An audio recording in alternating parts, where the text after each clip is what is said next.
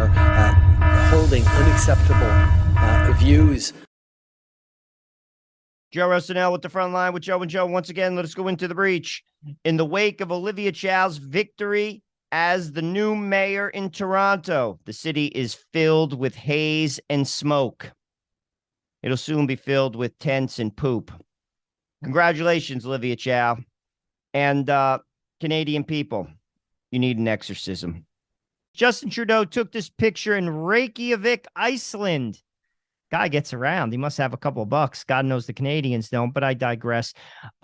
Just an FYI about the folks from Iceland. You know they eat rotten shark meat. Look it up. It's a delicacy. Why would you eat rotten shark meat? Why? Then again, why would the Canadians vote Justin Trudeau into office numerous times? Maybe they're eating rotten shark meat.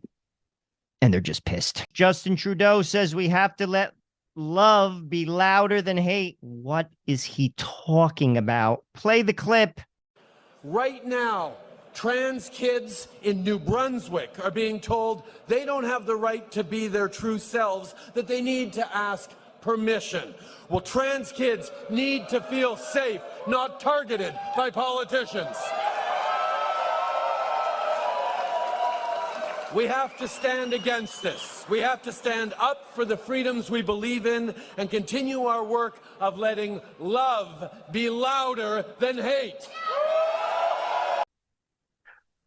Put your comments in the chat. Justin Trudeau, I think, just dropped some acid and he's having a bad night. Canadian man calls the police. He asks a simple question. If you're out on the street, you have to wear clothes, right? Makes sense to me. Clearly, the emperor has no clothes, and neither do the gay Canadians. Common sense is not too common. This is a voice from the streets. He's got common sense. Pay attention. Play the clip. Hello, everybody. Has there ever been a more divisive government? The strategy right now is to give a very, very small minority of people all the rights. And everybody else has to conform to this very small group of people. Otherwise, you're called names like a bigot or a transphobe, etc. This includes things like allowing people to shake their penises in front of little kids and twerk in underwear and stuff like that at pride events. And pretty soon that'll be coming to libraries. All of this is done to make one small group of people very, very spoiled and pampered and above everybody else. They matter. You don't. That's the message. They matter, parents don't. The only people that matter are people who cater to this incredibly small group of people. It's intentionally being done to make Justin Trudeau look like a hero when he's actually a zero. This dude is spot on. Little vulgar, but spot on. He's also got whales on his shirt, which makes him even more spot on. You listen to a guy who has whales on his shirt. That's common sense. Oh, you crazy Canadians, they're at it again.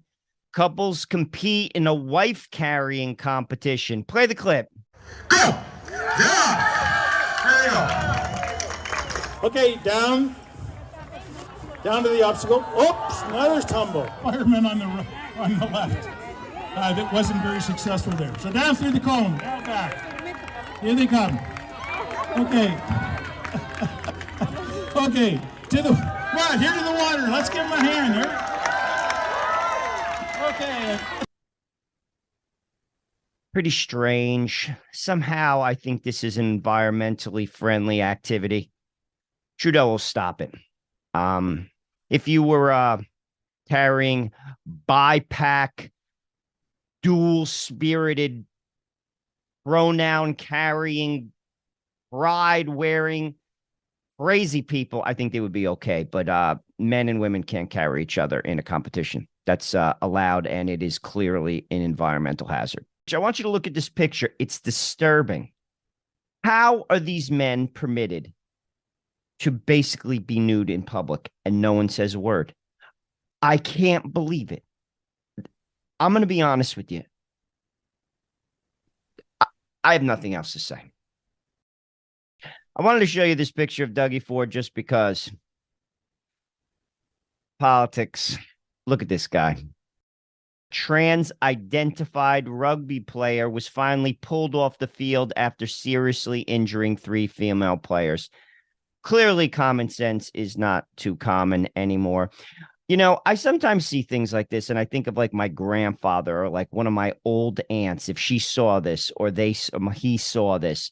My grandfather came from Ohio. He had a tattoo of a deck of cards on his arm, was in the Marine Corps, ran a diner, blue collar guy, raised 4 kids. He would see something like this. He'd be like, what's the matter with you? What's the matter with you? I slap your face. Here's Jagmeet posing with an Amazon worker, pretending like he's a normal person and he's not a millionaire. He's also trying to be a hard ass. And Jagmeet, listen, no one believes you. Dougie Ford opines on the homeless situation in Ontario. So Dougie basically thinks that the homeless folks are seasonal. Maybe like in the winter, they go to Florida because they like, they're snowbirds. They like the weather there. How about we don't tax the people of Canada to death, and maybe some of those people would have a place to live, i.e. they could pay rent. How about that? What do you think? If that doesn't work, they could continue to go to Florida in the winter. That's probably what they're doing, and obviously, it's a temporary fix. We can go with that, or we just don't tax them to death. I invite all the Canadian listeners, as well as our American listeners, to look at this documentary by Aaron Gunn. Sadly, big tech and big government has tried to stop you from watching it. It is enlightening. It's rather long. I want to show you just a little taste of it. Play the clip. Skyrocketing crime, violent attacks, drug-fueled chaos.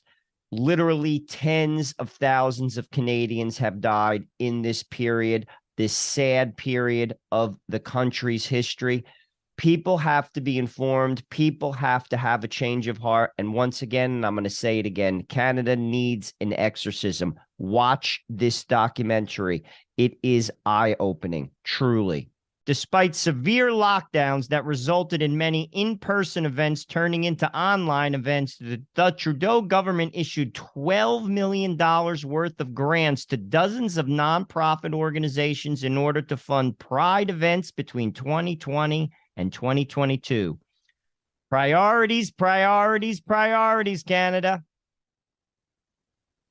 Where you spend your money is where your priorities lie.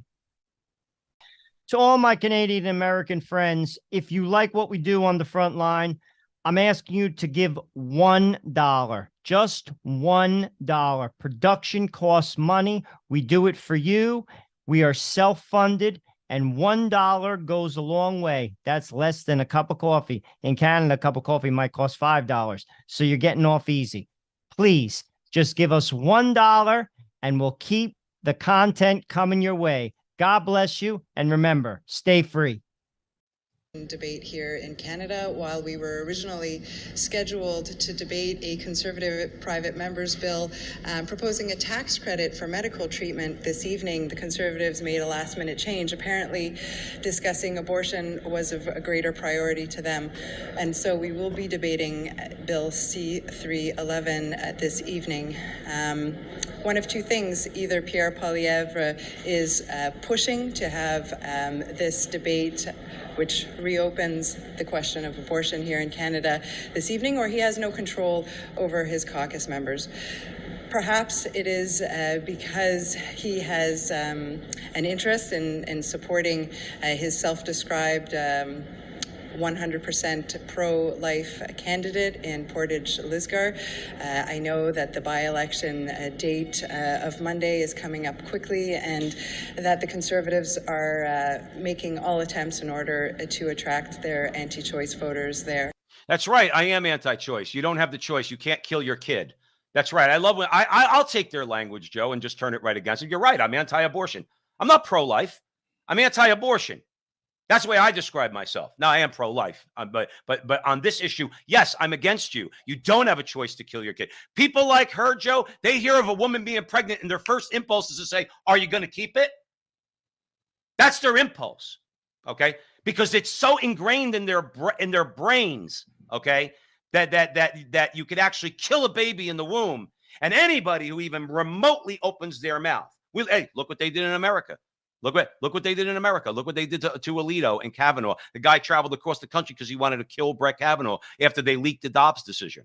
These people are insane, Joe Rossinello. They've never heard of a baby in the womb that they didn't want to see dead. And I don't care how hyperbolic that sounds. When you listen to people like this, that's the only conclusion you could come to.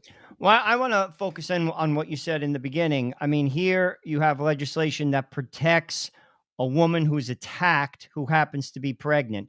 And in it addresses the violence that's obviously being perpetrated against the child in the womb. There was a famous case in California, Scott Peterson. He killed his wife. She was 6 months pregnant. This is California, liberal California. He was charged with 2 murders.